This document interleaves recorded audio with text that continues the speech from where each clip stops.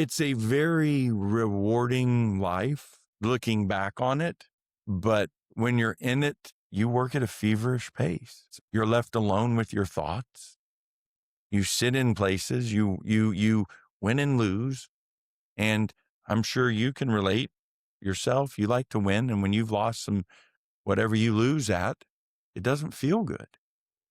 And it constantly tugs at your heartstrings.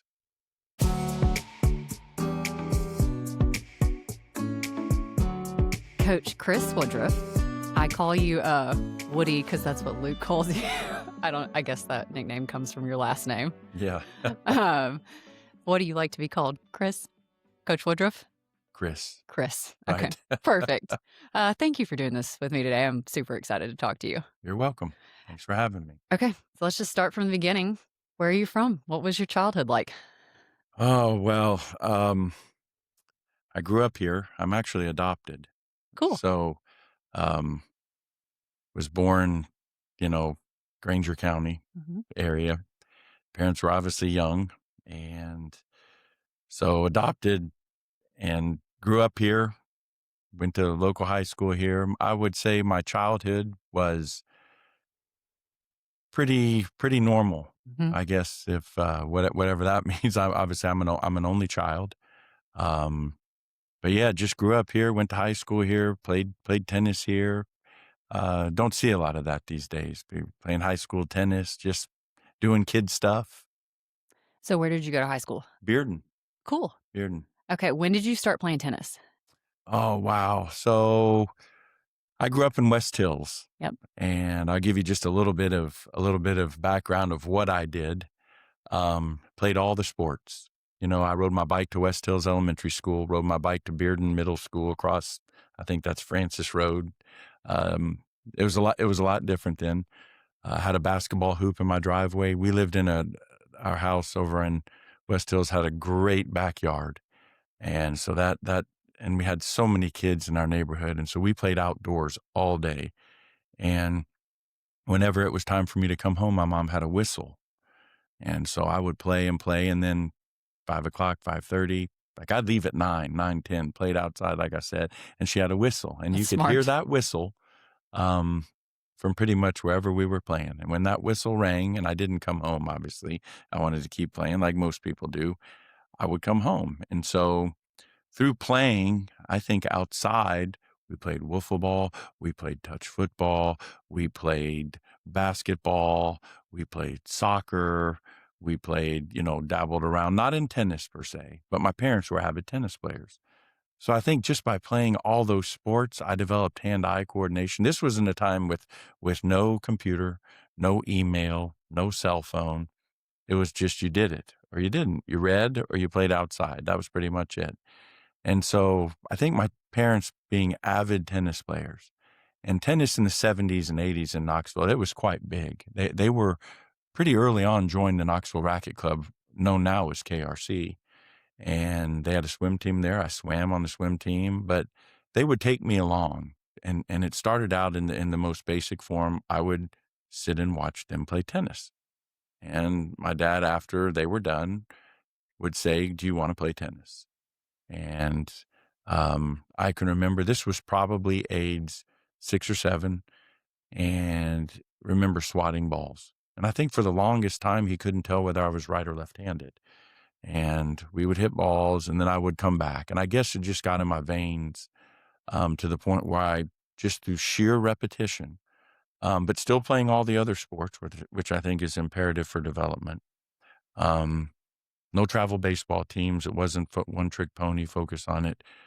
I just kind of fell in love with the sport.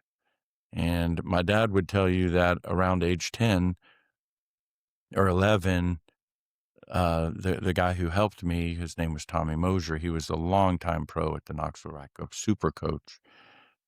Told my dad, "Do you realize you might have something special here?" Well, that's pretty much what every parent, I'm in the coaching industry, and man, my son, he or she, they're going to be the greatest. And my dad just kind of took it in passing and knew I was pretty good based on my results. I mean, I started at 6 or 7, and by age 10, he was taking me to tournaments, and I was coming home winning. and it took me I was off the state level pretty quickly. And, that's kind of, to answer your that was long-winded, but that's to answer your question, that's kind of how I got rolling in tennis. Okay, so people weren't doing, like, soccer shots and tennis lessons for, like, 2 and 3-year-olds back then. No, It was just go play outside. correct, You f correct. There was no I can't remember anything other than playing outside in the driveway or rough and tumble play, got in fights, I still got in fights when I was in high school and middle school, um, which little it's comical now, but I think that was all part of the development. Yeah. I think that was instilling things in me, perseverance, mental fortitude, problem solving, discipline, kind of fend for yourself, learning about society. But no, there is nothing like the world that you and I see from time to time, um, any of that. Did you put your kids in sports when they were that young, or did you kind of replicate what your parents had done with you? Well, we didn't really do it like that either. I mean, I'm a pretty hands-on dad. Um, I'm trying to teach like I have 5 kids, and some are into sports and some are not. And those that are into sports, my wife and I, we follow the replica of how she was brought up. She was this college swimmer at the University of Michigan, very good, just backstroke, just missed time trials. But just went to the pool in the morning, went to the pool in the afternoon, studied in the evening, kind of got up, did it again. I do it the same way with Carter, who's really into tennis. As you and I were talking prior, worked out this morning at 6. We won't hit later today just because his birthday's coming up and we have things that we want to do. I happen to believe that the quality of work that you put in when you can do it.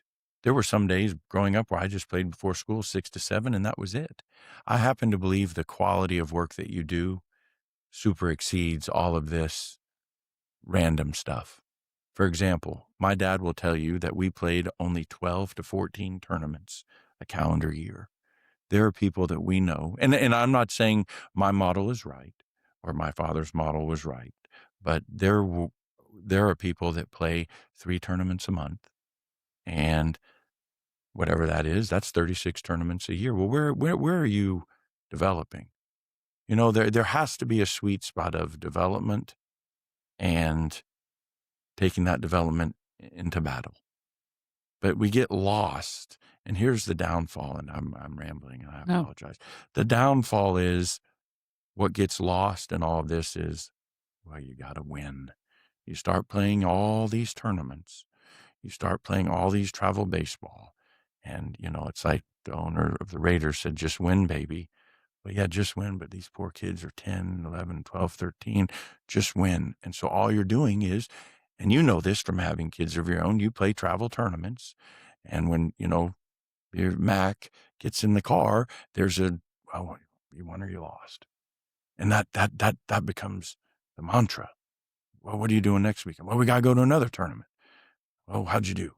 And Mac or whoever sits my son Carter sits in there, and they're devastated. All you're doing is attaching a label to it, and that is not, in my personal opinion, and I've been coaching at the University of Tennessee for almost 25 years, and I live it and see it every day. That is not the best recipe. Did you love it? Like, when did you start to love it? Like 12, 10, 12, or earlier? That's a great question, and I get asked that a lot, and my wife gets asked that a lot about swimming. Like I said, she was world class as well. I don't really know if I loved it, but I became obsessed with it. And I think there's like a dichotomy there between obsessing about something and really loving it. I think for me, it was just I became just obsessed with the training. Like I became obsessed with the suffering. I became obsessed with the grind.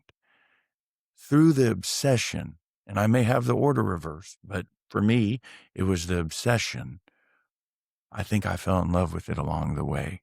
And to this day, when I work out, I love the pain and the suffering, and I think that's a little bit and you'll hear that's what some of these guys love, like, they all love they like to compete, but they love the battle, the training, the quirks, these guys will tell you, like Djokovic will the details that go into all of this stuff. And I think that's the carryover of when they say, "Man, these athletes are OCD." Yeah. That's what they mean. Okay. That's what they mean. So why did you become obsessed with tennis as opposed to baseball or all the other sports you had been playing? I think that's where I spent most of my time. Like, Okay. for example, my dad, he shattered his leg. Okay, and this is gonna sound kinda corny, but he was sort of didn't really want me playing tackle football at a young age because he broke his leg. One guy hit him from the right, one guy hit him from the left. The knee was in the middle. To this day, if you look at his leg, he has a big scar.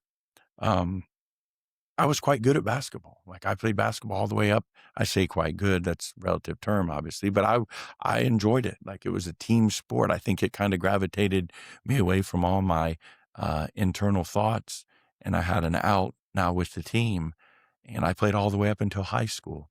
But I was telling maybe even Luke, I was telling somebody the other day that at 16, at least for tennis, that's kind of where the focal point is, where you're either in or you're out.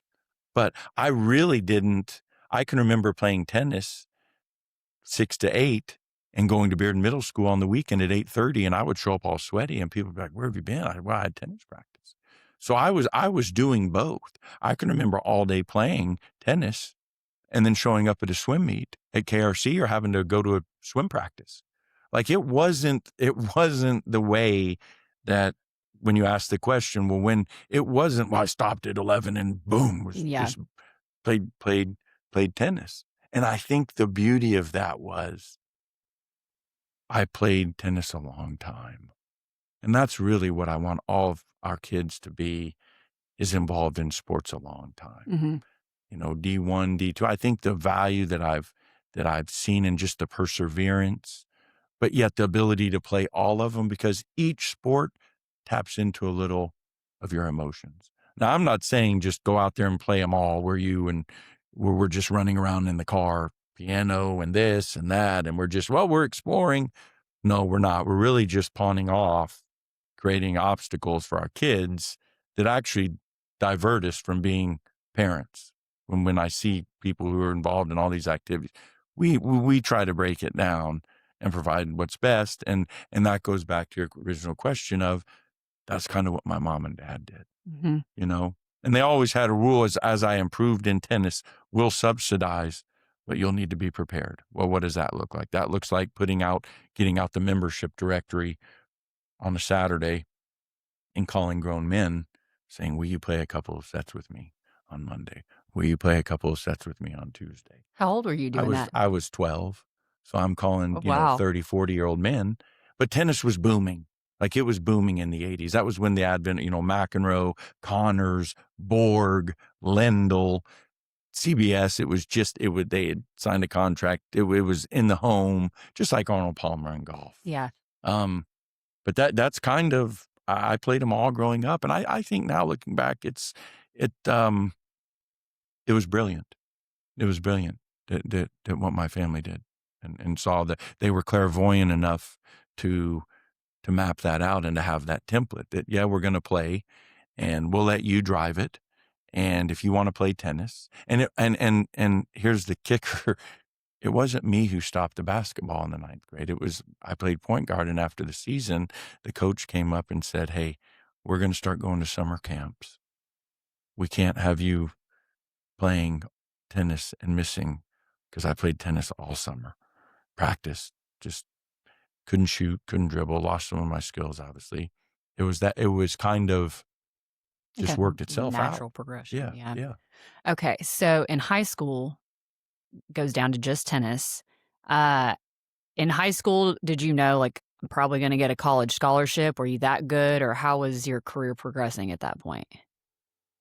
Honestly, probably shoebox after shoebox of when I started to go outside of the state and started to my dad was also he was very big about progression. You're gonna play in the state. You're not gonna play up. A lot of kids, at least in my sport, and I speak to tennis because that's kind of what I know best. You're gonna play we're gonna play you up. You're 12, but we're gonna play you up in the 14s. We're gonna play you up in the 16s. No, no, no, no, no. My dad said, "You're gonna win in the 12s. You're gonna learn how to win. You're gonna learn how to feel the pressure of playing in your own age bracket, beating your peers, and then if you do that and only that, we'll look at maybe playing a few tournaments up." So, once I got out of the South, that's when you started to see college coaches. So, now fast forward, I'm in the 10th grade, 11th grade. We started to play tournaments. There were no, like I said, no cell phone, right? No email, calling the little AT&T or Cobra voicemail that people, you please leave a message, and you'd leave a message. Well, college coaches were only allowed, I think at the time, 3 calls a week. So you could really snub them. If you didn't want to call back, you just wouldn't call back or answer their call. And so I got a lot of offers when I started to really move the needle in bigger tournaments. And that was happening by the time you were finishing up high school. By the time I was finishing up high school, I was 1 or 2 in the United States. Oh, wow. So So did you have your choice to go to any school you I wanted? could have gone anywhere that I wanted. I mean, they came from UCLA, Stanford, Texas, Naval Academy. I mean, no, I say these places, Duke, Notre Dame, they came from all over. And I chose here because my coach at the time was the men's tennis coach. So you wanted to stay with him. I really thought that, and we're back to this development key again. There was no NIL or any of that stuff. It was development. And I actually feel for our kids what they have to go through. I see fundamental changes through use of screens, through uses of let's get it now, let's not be patient.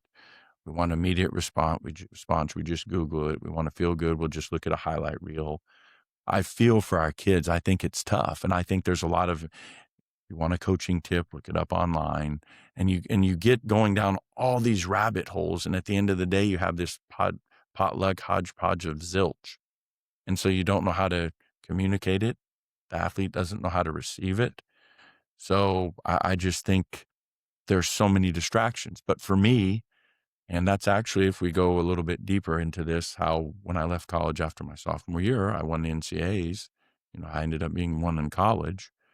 That was really the decision made, wasn't money.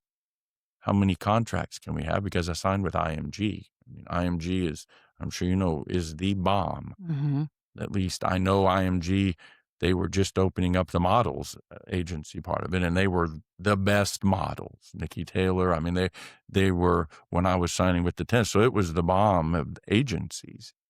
And we didn't look at money or all this. We just looked simply at the question of in college, have you maximized your potential?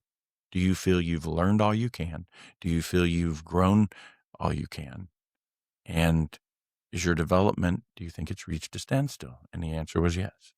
And that's how we based our decision on going to the next level. So if you look back at what we're communicating about right now and what I'm trying to articulate is there was a plan. Mhm. And it's magical because the plan kind of worked out almost without there being a plan. Did the plan come from your dad, or at that point in your life, were you making that plan for yourself? I think the plan started when I opened the door to go play on a Saturday afternoon outside in the neighborhood. I think that's where the true exploration went. That's where I think the true exploration started. I don't think there was a plan of we're going to do tennis, we're going to do soccer. The plan started with playing in the neighborhood and getting hand-eye coordination through playing in the neighborhood. Both my parents worked. Spent an enormous amount of time with me too. That's the other thing that I really value is the time that you spend with your kids is just invaluable for their growth. And they did that to me, and so I think that's really where the plan for all this started. Okay, so back to high school. You could have gone to any college that you wanted to. Did you have a big head? I would say through repetition and work, I had a silent assassin mentality about me, but I that actually really bothers me when people have a big ego. So I would like to think that those who know me, I don't really talk about my career. I could tell you I beat 7 world number ones. I could sit here and rattle off. I beat Courier, Sampras, Moya, Kafelnikov. I could go on and on. But that's not really what motivates me. Doesn't seem like your personality at And I all. don't and to actually come on a podcast is like a leap of faith. I'm so glad So, you're here. so it's like a big my wife will tell you, you know, no, won't respond like people. I won't call me or I don't like doing it. I don't know why. Mhm. And she's always on, oh, you should use your name and this and that. And I just really feel comfortable coaching down on the end court, grinding it out with a player, trying to really get the most out of him. That's ultimately what I would like, is just to get the most out of the players that I work with. I can tell that about you. Mm, I really admire that. And I admire that you like to get the most out of the people that are around you too, not mm, just your players. Like mm. when you're with my husband, Oh, for example, oh, you have said some like little things to him here and there that he comes home and he tells me about them mm, immediately. And I'm like, he's saying that because he cares about you, Luke. And he's mm. like, I know. Nobody else says these things to me. That's great. Oh, that's great. That's great. So that's a little impact. Yeah. And if I think I can leave a little impact like that, that's doing way more than me driving around in this or driving around in that car or doing this or that. That just doesn't. And I think that goes back to my beginnings. My parents came from nothing, and so we're both were born in the Midwest values. That's a little bit more of what I'm about. Hmm. Okay. So in college, you don't graduate from college. Does that bother you? Um, Looking back at it, I don't remember it ever bothering. I was let's be honest. Like I was tennis. Okay. I was doing tons of reps. I was really, I'd say I was of average intelligence. Probably didn't apply myself the way that I could have, but I was about tennis. I Mhm. mean, if the team was playing, I was doing a little bit more. If they were hitting on Saturday at this time, I was doing a little bit more. So, and that was that obsession, but all the while never really focusing on, do I want to play pro? Do I want to win Wimbledon? Am I, what are these goals? I didn't really write out like Tiger Woods will tell you why you put up on his mirror, I want to beat Jack Nicklaus. That's, that's probably a whole nother drive. I was more a process guy of just trust it and keep doing it and keep doing it. And then good things were happen. I was more just like a lot of really good athletes are, they just immerse themselves in the work. And that's kind of the path that I took. But it didn't really bother me that I didn't finish college. It annoyed me now when I was 30 years old and had a couple of kids coming back to college. And I'm walking around shaving in nice clothes. And, I'll give you a funny story. So the first, this had been probably 14, 14-year gap between when I was in school and when I wasn't. And I remember going in and it was this history class. And the class ended and I can remember putting my hand up and saying, are you going to pass around the syllabi? And everybody kind of looked at me and said, you can get it online. Oh, you have to remember when I left college, there weren't computers. How old are you? I'm 53. 53. Okay. And so this was, I can't even do the math, but it was a long time ago, 2002. They weren't pumping out, syllabi on the computer. And so all this stuff was so new. I used to go to the card catalog. Well, there wasn't a card catalog. You didn't do stuff like that anymore. And so all these things changed. And meanwhile, I have 2 kids. And I told my mom and dad basically I would get a degree when I stopped playing tennis. That's how it all came about. And coaching was luck. They asked me to help as the volunteer. And so I signed on as the volunteer assistant. Didn't know really what I was going to do. In fact, I stopped playing professional tennis and I didn't do anything for a year and a half or 2 years. I mean, literally did nothing. Played golf, go home. play golf, go home. But as time evolved and I got into the volunteer coaching and finishing my degree, so I have 2 kids. I'm volunteer coaching, taking road trips. I can remember coming home, sitting in the office at 5 a.m. and then going home and changing, diapers. So I had a lot. I see I've always had a lot of juggling multiple things. Okay, so let's go back to sophomore year. Mm, You make the decision to go pro. mhm.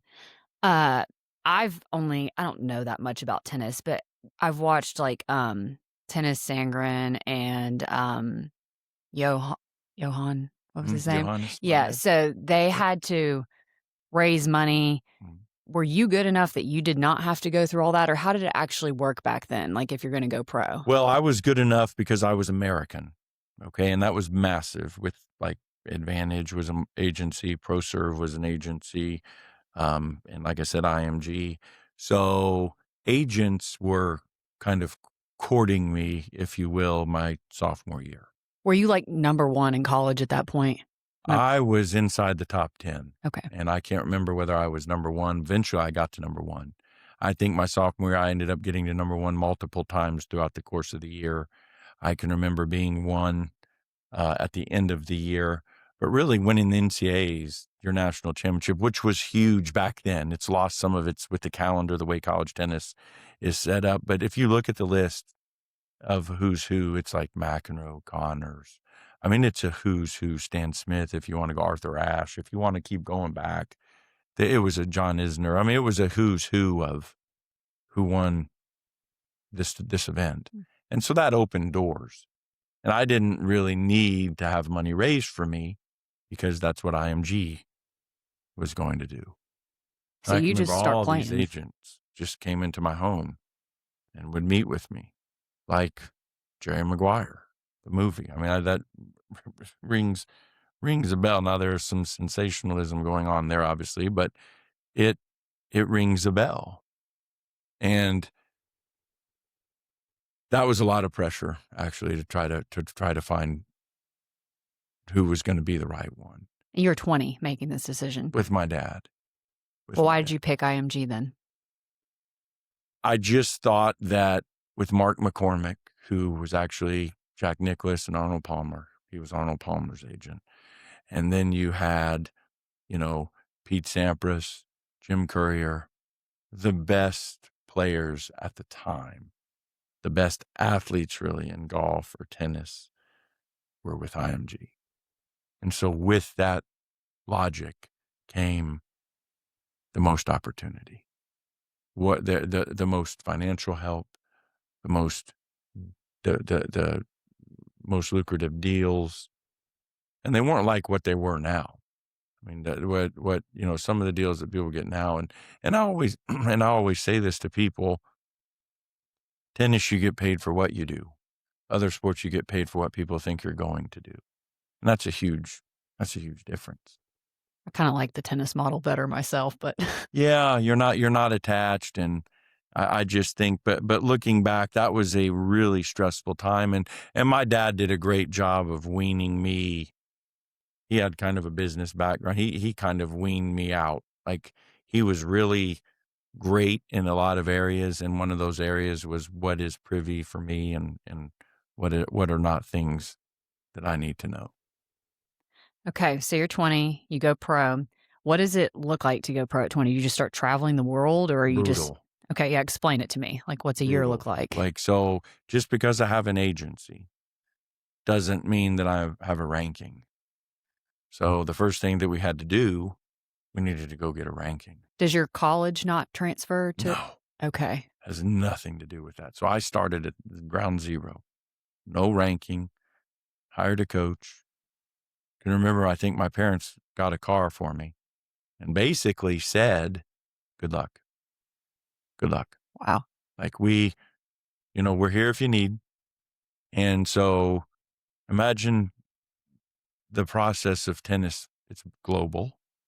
So we're traveling all over the world at age 20 with a coach, going to countries where you don't know the language. And it's really hard to captivate this image and to make someone understand just how hard it is when you go to far off places not Paris. I like, we've all traveled now to these exotic trips. You wanna image as dark and as dreary as you possibly can in small European towns where they have these tournaments where no one speaks the language.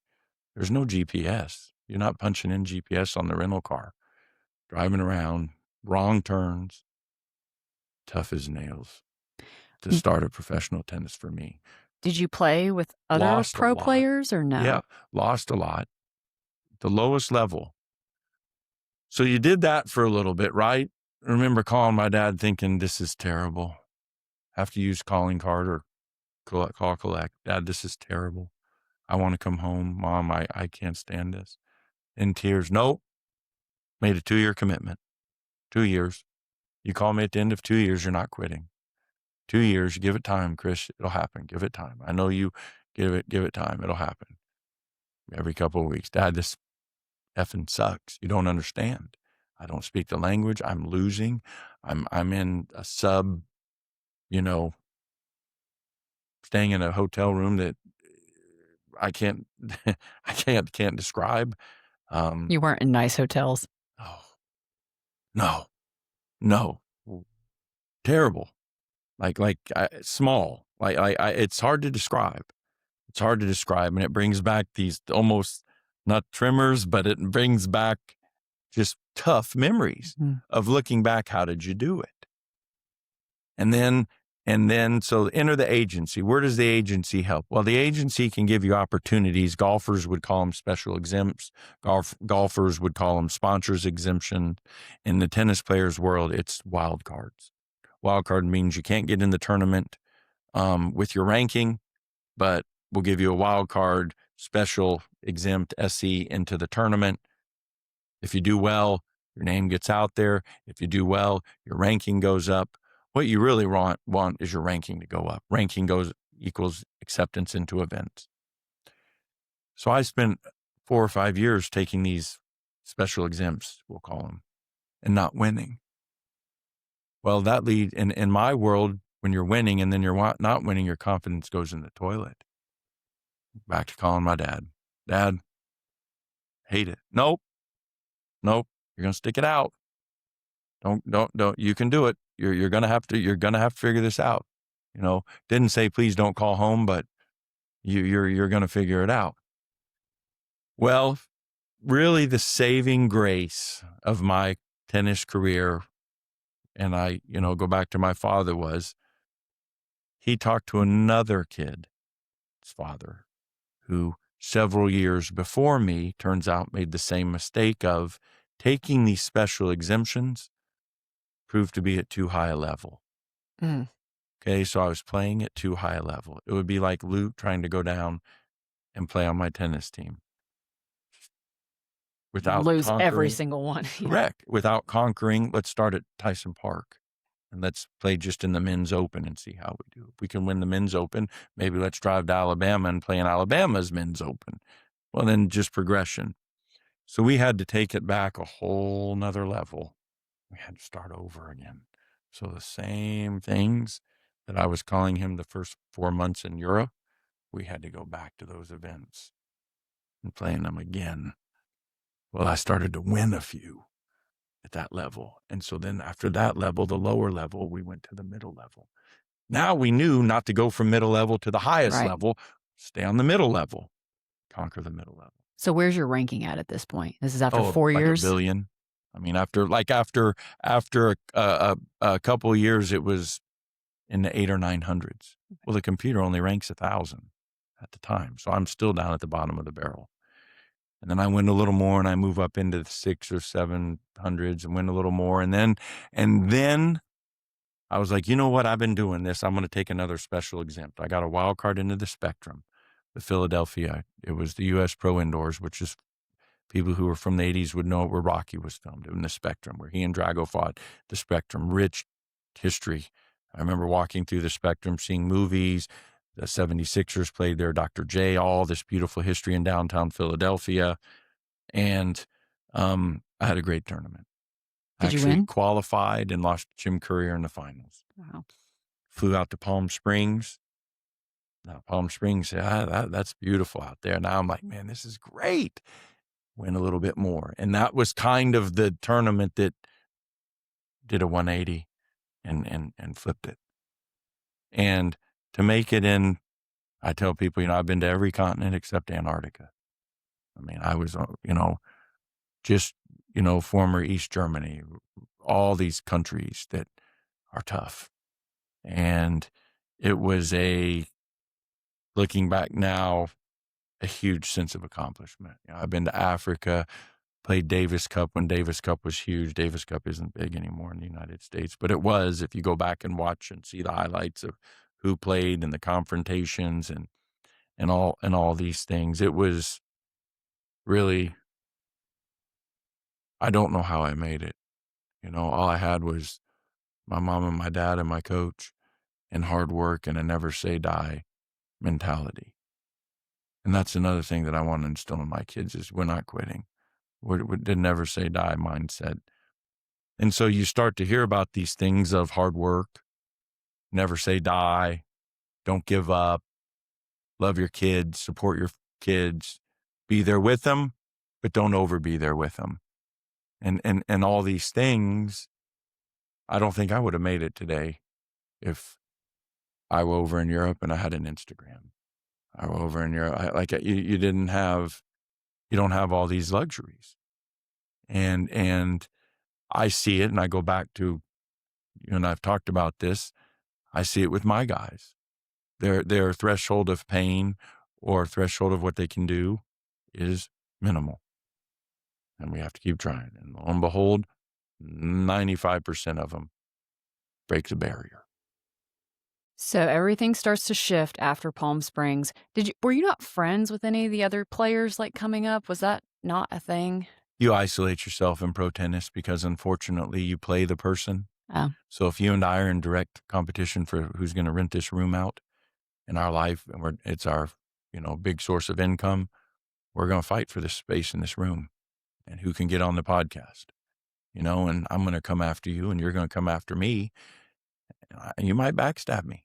I might backstab you, but that's just the way it is. So it's very hard. Imagine that, that's yeah. kind of the mindset where You're not that's why those friends. top guys, you never see them.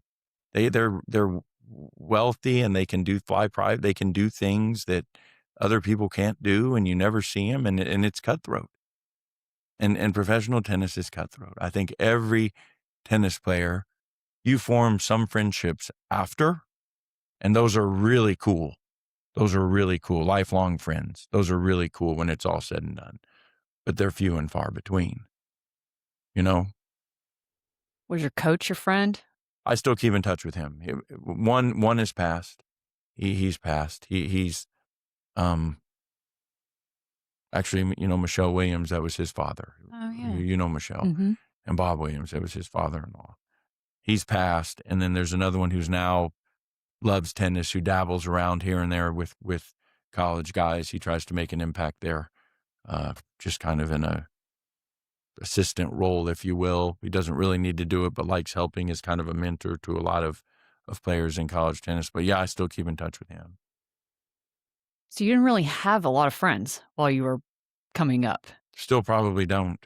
Still probably don't. I think that reserved, comfortable being by myself, can be by myself, spent loads of time by myself, spent a decade alone, really, in a hotel room with my coach, and trust is really important to me. Um, the friends that I have they're pretty solid. They're really, they get it. Like the friendship, what it's about, they get it. It's a pretty deep rooted, do anything I can for you. And that old saying about, well, you have 5 really good friends. My mom used to say, oh, you got, if I count 'em, she's right. She's right. I firmly believe that. And from traveling around, it just was very hard, and it takes an enormous amount of time, enormous amount of energy, enormous amount of focus to do all these things. So is it possible to, like, have a relationship and get married and have kids while you're playing pro tennis? I think it's really hard. I think it's incredibly difficult. And they always tell you, wait till it's over, and it's you either really know the person. I think maybe we could edit what your question, and is it hard to date? Yeah. Dating, I would say impossible. Now, if you and I had been friends for a decade before and we kind of knew and you traveled around with me and we kind of had a plan, I think that's doable. But to bring a new person into the fray when you're out there trying to, and I would also encourage you, why would you want to be over there with me in a dark hotel room in Moscow? I would tell you, get on with your life. If it's meant to be, it's meant to be after, but get on with it. Don't wait for me. You're destined. You have your own greatness, and you go find that. There's not much I can give you right now. Okay, so back to your career, Palm Springs. How old were you when it started to turn around? I'd say I was in my early 20s. Like 25 or something? Early, yeah. Okay, and you had been playing 4 or 5 years at this point. 4 or 5 years and starting to do quite well. Like money was, I was definitely starting to make money. I was not, and in my world, money was the least of the motivation. It was all about your ranking. Your ranking was this, your ranking got you into tournaments. If you got into tournaments, the money would be there. The money was way, way down there. I had to, you like, literally, this is survival, right? I mean, because I came from a family that if I didn't make it in tennis, Dad, Mom, can I have some money? No, no, no, you go work. You can work, you can go back, you can get your degree, and you can work, and you can create your own path. We'll get off the gravy train. Get off the gravy train. There's no trust, no inheritance. Get off the gravy train. You can go to college. We'll help you if you need help, like maybe ideas, which you're good at. But we're not just going to we're not just going to subsidize you. That's just what we don't believe. Now that might go against somebody else, you know, and because of that, I might have cost my son getting into Duke because I didn't use connections soon enough. He got into plenty of really good schools, but I just didn't probably network the way that I should. And in some people's eyes, that might have been dumb. But he's having a great time where he's going to school now, and he's doing fantastic. So maybe I didn't. Are you gonna pay for your kids' school? Yeah, if they need me to, we'll just have to see. I'll pay for, whatever I can, whatever any way I can help them. But when they get out, I mean, I obviously, now I don't want to sound like this hardliner. We're not ever gonna. Of course, I try to help them and pay for things when I can, but I don't want to be I don't want to be subsidizing them all the time. I want them to create their own memories. And I think that it taps into self-esteem and pride, doesn't it? Like, you want that feeling that you've created the environment for your children to do the best that they can, in terms of you've created the opportunity for them to succeed, not giving them the opportunity, but creating, facilitating, fostering, nurturing, growing that path for them. That's something Luke and I argue about a lot because my parents didn't pay for my school. They didn't have the money to. Maybe if they had the money, they would have. I don't know, but they didn't. So I had scholarships and I worked my way through school. And I'm like, we're not going to pay for our kids' school. And Luke's like, yes, we are. This Right, is like huge right, argument that we have all the time. But right, I'm right. agreeing with what you say is I want them to earn it themselves. So then they like take pride in it. And I understand what Luke means too, is because he's worked really hard. So he's like, I want to give them the best opportunity that I can. So it's a And and and I funny would, place. yeah, and I would tell you that, along the lines that my daughter was 15 years old and bagging groceries at Publix on campus. And she's done great. And I think along the way, what it's really taught them through all of it, and this is I think it's an important lesson, is the value of the dollar. Right.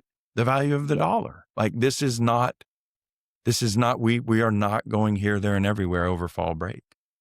And so it's really taught them work ethic and drive and discipline. And for us and our family, that makes us close and that makes us together.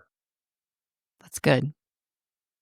Okay, so once you go from I deviated. I'm no, sorry. We no, were I talking like about this. this, This is but great.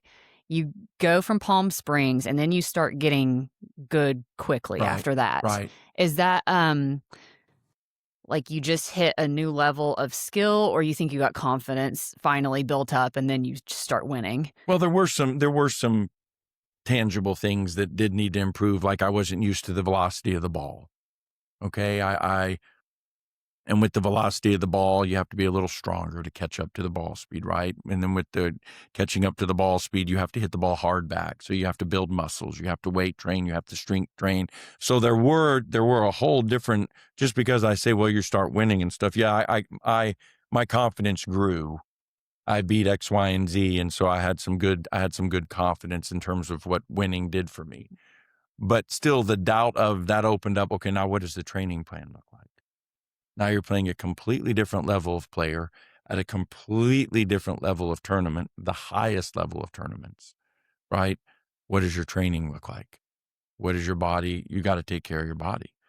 Introduced all these strength coaches, all these little quirks that people are doing, trying to keep up with what is right, peel all that back. Now, what is right for me? What does your schedule look like? Now you're playing 32 weeks, 33, 34 weeks out of the year. Like I can remember going, Christmas Eve or the day after Christmas in the back of LAX airport in the terminal getting ready to go to Australia. I think about that. Imagine if you said, you told your family goodbye, it's Christmas Eve and you're Christmas Day and you're in the back of LAX airport. That's tough. So that's gone. We don't have to worry about necessarily doing that. But what's your schedule look like? So not just making it now, how are you going to stay? I think it's harder to stay. Getting there is tough, but for me, staying there, that's hard. Every single year, all your points fall off. You lose your entire ranking. You have to start all over. You have to defend whatever ranking points. If I got 90 points in March of 2025, 2026, I need 90 points in March at least to stay where I'm ranked or to get more points to move up. If you don't defend your points, you drop. So it's this calendar year of cold calling, getting new clients every year. They leave, you got to go get new ones. It's just this repetitive. And you can see where if you're struggling, it's feast or famine. We're back to this, you and I, mano a mano mindset. That's tough. It's unrelenting. It's no wonder athletes break. It's no wonder they need help. Why you hear that word mental health and an athlete's like, I can relate to that. Take that stuff serious. Were you depressed during all those years of being alone and grinding? I think I suffered more after I quit Mm. than during. During it was like, suck it up, get over it. But it affected me more fitting into society after it was over. So how long did you actually play for? When did you I quit? played for a decade. 10 years. See, I blew out my knee after 8 years. The greatest thing, probably one of the greatest accomplishments is, and I think I got ATP Comeback Player of the Year, and I think I still to this day, ATP is like the PGA Tour Comeback Player of the Year. I moved my ranking up the most. I missed an entire year of tennis. I sat out an entire year. So here I am at the peak of my career, top 30 in the world. There's 25 in the world, right? So you think about there are only 24 people better than me at that time. And I'm at the peak of my career and I blew out my knee. That's a killer. How old were you when that I happened? was mid-20s. So I firmly believe I was destined for top 10. Now that's a whole, I kind of gives you chills. Like if you're top 10 in the world like that, that's a whole nother stratosphere to say that. That just carries top 20, but he was top 10. And that's like, that's a whole nother level, and I think I was good enough to get there had I not gotten hurt. Okay. And that injury was a humongous setback because if you miss that much time, how hard do you think you have to rev the RPMs to get back? I think that shortchanged my career because I burned out. I never had burned out until then. And, that goes back to like you and I were talking about earlier, doing it the right way. You want to keep your kids in the game, keep your kids in the game, sports, chess, whatever it is, keep them in there. And so I stayed in the game because of the ground that was laid prior. Never got burned out. How can you do that? Well, I just obsessed and then loved it and then lived it. Great upbringing.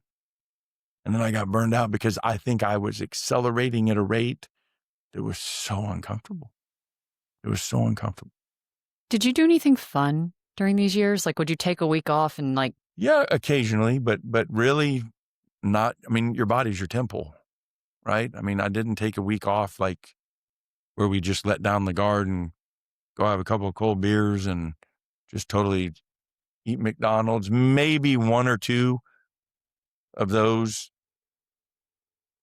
a month, maybe one. But no, the week off was spent, I'm going to watch what I eat. I'm going to go to bed.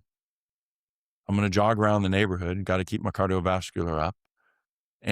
But take a week off where I can't really remember taking a week off where we just put the rackets, put the body, went into the, KFC, played golf a ton. I can't remember where we just aborted.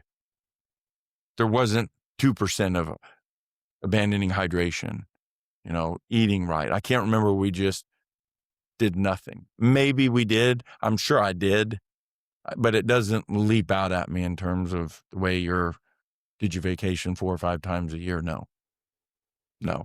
did you have any hobbies or anything outside of tennis? Golf became a great hobby. Like I got pretty good at golf. Like I played in some tournaments and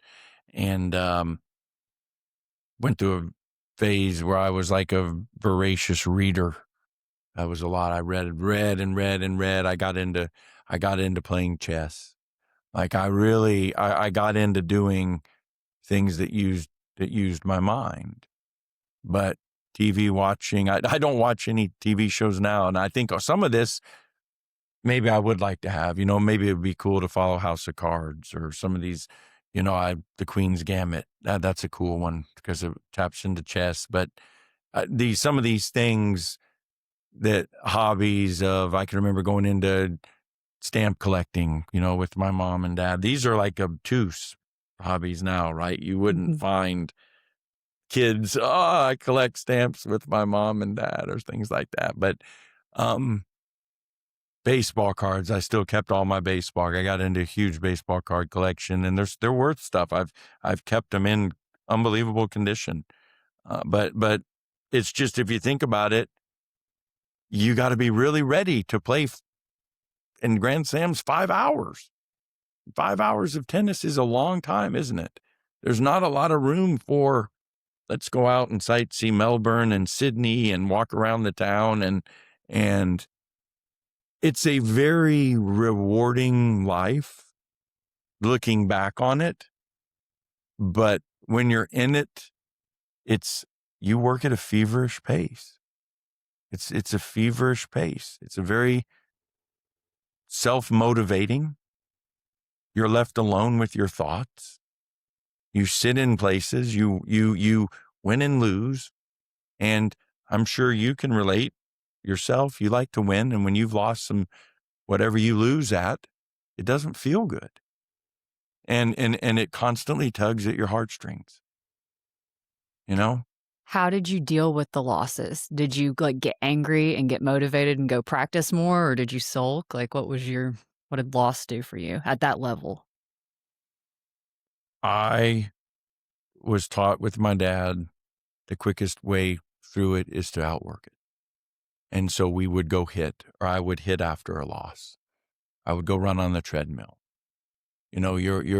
And Roger Federer will tell you that's one of his somebody asked him, how did you achieve such longevity? He would tell you, and I know this to be true because I know his agent and I know him, he got over losses like this. He could lose and then be playing with Leo and his children. He got over losses quickly. And that's really truly the only way. That there is no, you have to let it go. You know, when you have that conflict in your body, if you and Luke argue or fight, you got to let it go. Like at some point you have to let it go. May not be right, may still feel bad, but you got to move on. You can't drag that thing around with you or it's a disaster.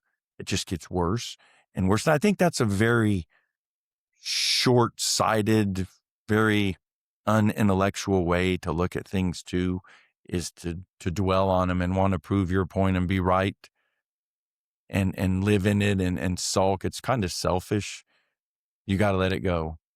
And I think that is the beauty. I told you earlier that competing is brutal and it's hard, but also competing, you got to get up off. There's no choice. It forces you to get over it. If you want to stay married, you'll get over it. You'll move through it. Right, wrong. You know when to shelve it. You know what's important. Get over it. Let's go. Move on. Move on. What was the hardest loss you endured in your pro career? I can remember playing in for my country in Davis Cup, and I played behind Andre Agassi. I think most people know who he is. And he was playing. We were in Africa, and he won his first round. And we knew that Andre, who's a wonderful person, by the way, I feel compelled to say that he's just the salt of the earth. We knew that he was going to win. So the way it was structured, he was going to get 2 points for us. So we figured we had to have doubles, and I needed to win one because it was the first of three. So he goes out there, and this is my first Davis Cup, and we're in Africa. You can imagine. I don't know whether you've ever been to some of the places in Africa. It's a tough place, parts of it. This was formerly Rhodesia, now called Zimbabwe. And he won his first round, and the fans are tough. And I played right after him, and I can remember feeling paralyzed.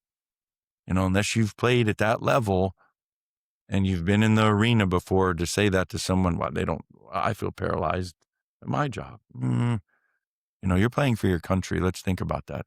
Representing the United States of America. But when you hear that, you get instant goosebumps. And I lost. And I can remember I rued that moment the whole day.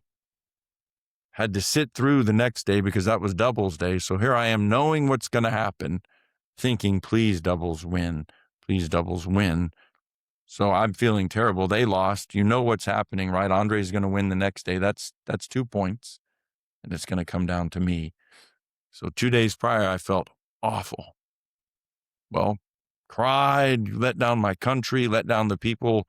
I was a last minute entry into the pick because Pete Sampras, you know, didn't play. He had hurt his ab during the Australian Open, so he was out. Comes down to my match, and so I've gone from feeling terrible. Now it's all down to me. It's 2-all. Winner of this wins the tie, goes on and plays. I can't remember. We were going to play in the Forum in Los Angeles was the next round. The old Forum, LA Forum in Inglewood, which I'm sure many people know what an historic place that was, where Showtime was with Magic Johnson and Pat Riley and Kareem Abdul-Jabbar. And so that was the worst moment when I lost that match. But I ended up winning that rubber match. You did. I won the decider. So that was great. So I won the 5th point for our country. And so there are highlights, if you Google it, jumping up. John McEnroe and I are hugging. The whole team's hugging. It's like a last-second celebration in basketball. I mean, it was fantastic. And I remember getting on the plane and having all these drinks, and it was quite the celebration.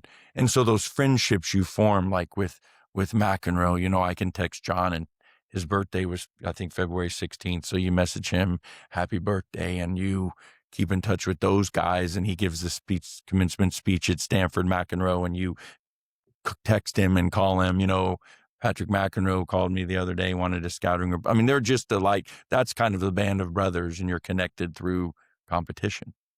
And that's really cool. That's really cool. And to say your a friend is John McEnroe, that's cool. I mean, that's cool to say. Not everybody can say that. Not everybody can call him and just, "Hey, what's up, man? What you been up to?" Those are cool. Those are neat things, I believe. Did anybody say anything to you after the loss? Any of the other players? No, positive. They were incredibly positive. And in my world, you need to be like a Pollyanna, if you will. Yeah. You have to be positive. You have to be positive. Mhm. That's just that's one of the things that I think sports has such great adversity. Like, so many people don't get to where they want to go in life, but let alone and they do their jobs or whatever. And then when you're actually playing for something constantly and the successes are terrific, you have to be positive. And you have to, and I think one of the neatest compliments that I received was, "You do your best work when your back's against the wall."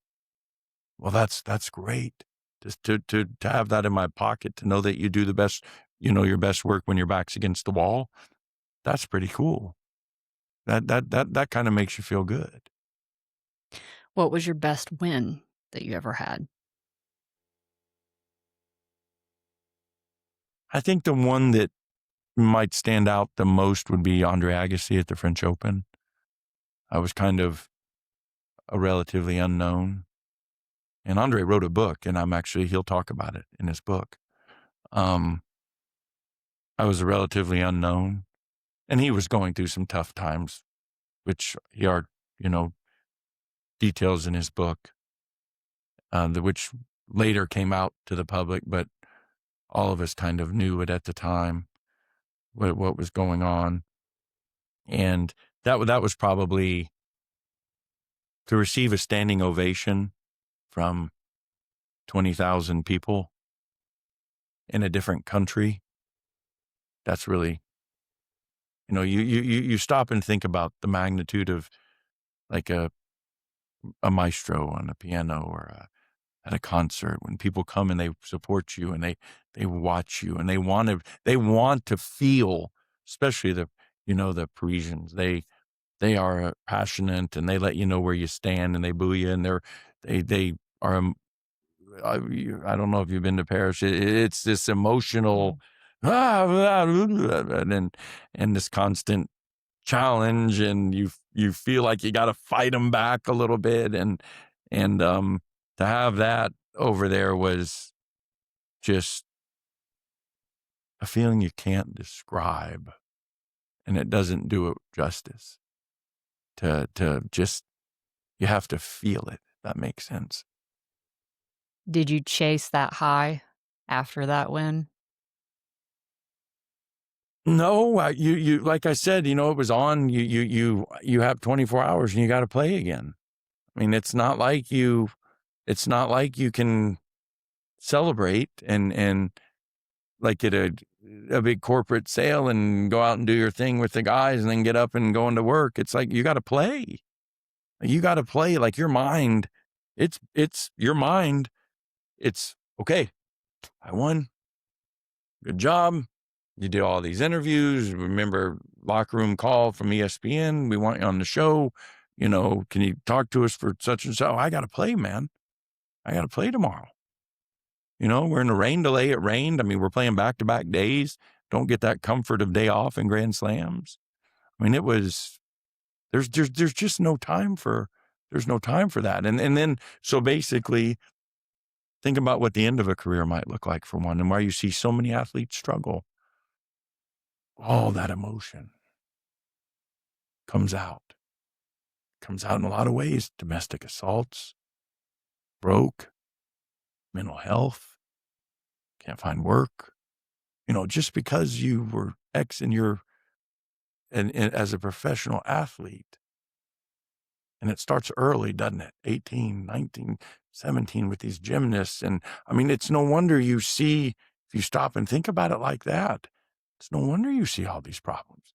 This transference of energy, this emotion, it goes into places that it goes into the bottom of a bottle.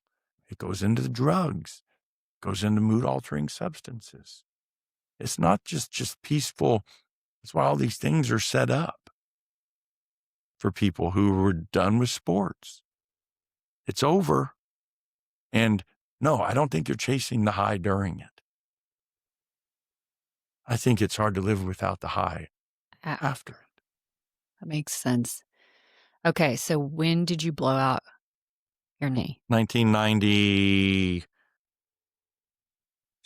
I believe. And then 1997.